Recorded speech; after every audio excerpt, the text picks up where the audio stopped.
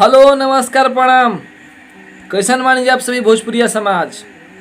हम तूफान अकेला रुआ सबनी के बीच आज बहुत ही बड़ी खबर लेकर आई बानी और बहुत दिन के बाद हम यूट्यूब चैनल पर कुछ वीडियो अपलोड करतनी और ये वीडियो के माध्यम से रुआ सबनी के बतावल चाहतनी कि भोजपुरी के सुपर स्टार, भोजपुरी के पावर स्टार, भोजपुरी के डायमंड स्टार पवन सिंह जी यानी पवन भैया के बहुत जल्द एक बहुत ही खतरनाक गाना बहुत ही धुआंधार मार्केट में रिलीज होखे वाला बा यूट्यूब चैनल पर।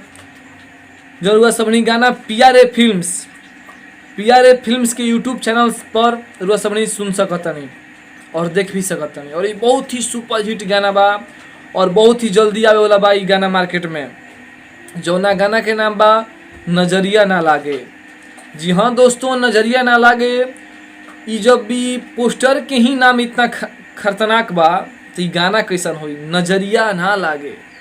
बहुत ही सुपर हिट सॉन्ग बा जेकर म्यूजिक डायरेक्टर बानी, म्यूजिक से सजेले बानी प्रियांशु सिंह जी और गीत दिले बानी एक बहुत ही सुप्रसिद्ध अच्छा गीतकार बानी प्रिंस प्रियदर्शी जी, जेकर अभी गाना आई रहे कुछ दिन पहले आइला कि कुंवर वाला डीपी देखा के कितना सुपर हिट गाना रहे। और वही गीतकार फिर देतनी पवन सिंह के गाना बता नजरिया ना लागे। तो हमरा आशा ना पूर्ण विश्वास बा कि रुआ समझी कि गाना बहुत ही सुपर लगी, बहुत ही पसंद आई। तो रुआ समझी गाना जरूर सुनम जा पीआरए फिल्म से भोजपुरी पर और बहुत ही सुपर हिट सॉन्ग बा जो ना गाना के नाम बा नजरिया ना लागे।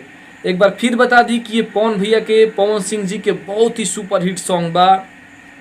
तो दोस्तों रुआ समझी सब बताओ चाहतनी कि अगर हमारी न्यूज़ पसंद आवता, रुआ सबनी के न्यूज़ भोजपुरी के हर पल ताज़ा ताज़ा चाहिए, ताज़ा रुआ सबनी के न्यूज़ देखे के मिली और हर पल ए पर नया नया वीडियो सॉन्ग देखे के मिली। तो रुआ सबनी हमारे चैनल के सब्सक्राइब करी जा और बेल आइकन के भी दबाई में जा। हर हर महादेव।